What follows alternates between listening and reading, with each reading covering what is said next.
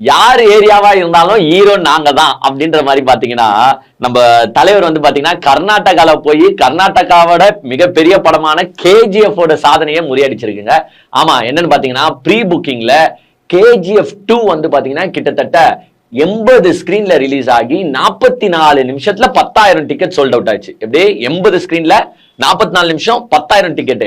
ஆனா நம்ம தலைவரோட கூலி படம் என்ன பண்ணிருக்குன்னா 60 ஸ்கிரீன்ல ரிலீஸ் ஆகுது, கிட்டத்தட்ட 33 நிமிஷத்துல 10,000 டிக்கெட் அடிச்சிருக்குங்க. அதுதான் தலைவரோட மிகப்பெரிய பலம் சொல்லுது.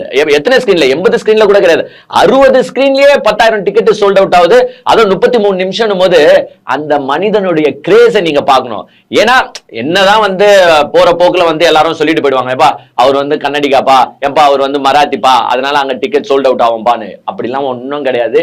என்னதான் இருந்தாலும் என்னதான் நீங்க அவர் மேல சாயம் பூசினாலும் சரி, எப்பவுமே தலைவர் வந்து தமிழ்நாட்டுக்காரு தான். அவர் தமிழ்நாட்டுல தான் வாழ்ந்தாரு, அவர் தமிழ்நாட்டு படங்கள்ல தான் நடிச்சாரு. அவர் எப்பவுமே தன்னை காட்டிக் கொண்டது ஒரு தமிழனை தான் காட்டிக்கினாரு.